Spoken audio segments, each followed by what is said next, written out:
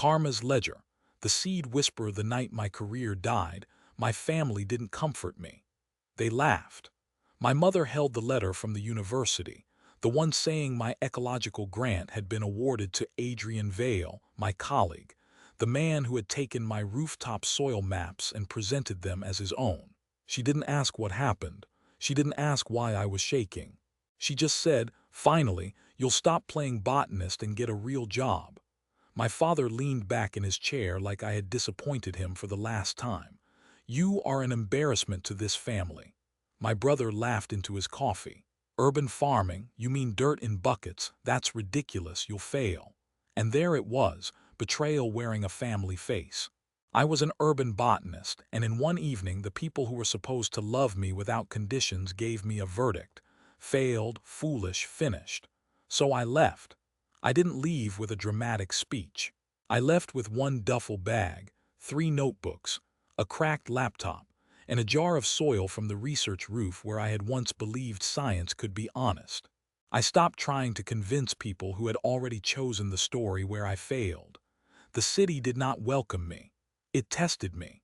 My first farm was a roof above a laundromat, 6 floors up, with rusted railings and a floor that leaked when it rained. I carried compost bags up the stairs until my hands blistered. I built beds from broken pallets.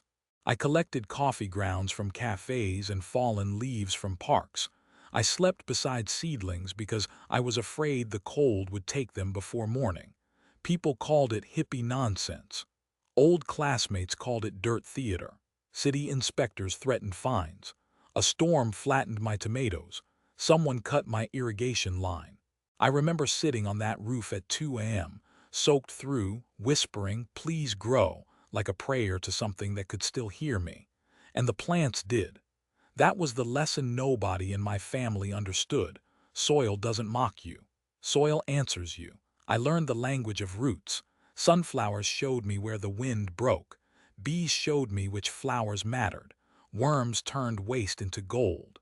I designed rainwater systems, compost loops, lightweight growing beds, native pollinator strips. I stopped chasing approval and started building proof. One rooftop became 12. 12 became a network. Restaurants bought my greens. Schools brought children to harvest kale and ask why bees were disappearing. Scientists who once laughed began citing my data. My roofs lowered temperatures, caught stormwater, fed families, and brought birds back to streets that had forgotten their songs. They called me the seed whisperer first as a joke. Then the city started using the name with respect. 3 years after my family told me I was an embarrassment, I returned home for the largest unveiling of my career. The old mill district, the part of town everyone called dead, had become a living experiment. Vacant lots were orchards. Brick walls wore strawberries. Rooftops glowed with tomatoes, basil, beans, and native grasses. And at the center of it all was my family's apartment building. Their roof, once gray and empty, had become a food forest. I watched them step through the gate in their Sunday clothes, expecting to see my failure.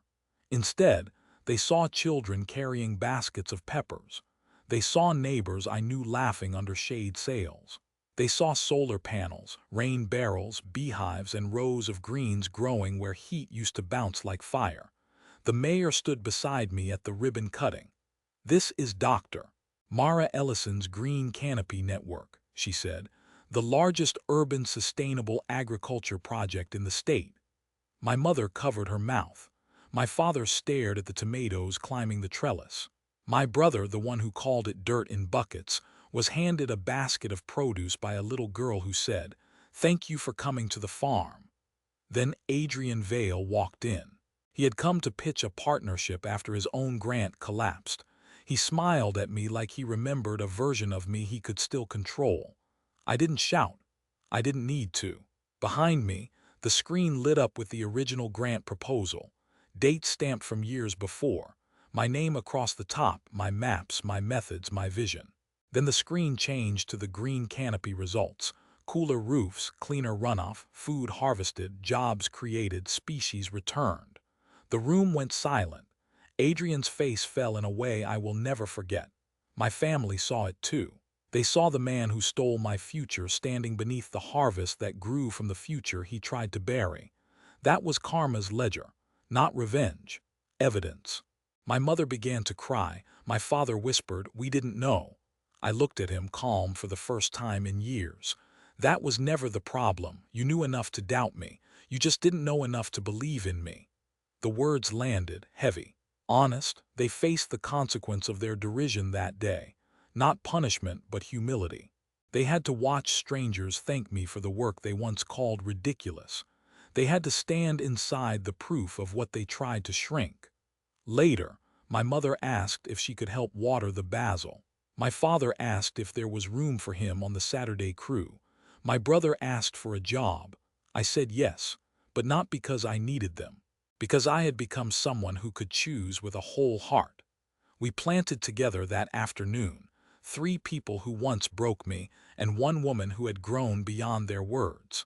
And when my father pressed soil around a young basil stem, I saw his hands tremble. Maybe that was the real harvest, not the applause, not the awards, not even the city cooling beneath our green roofs. The real harvest was this. The seed they tried to bury became a forest, and I returned home not as the embarrassment they named me, but as the woman who taught concrete how to bloom.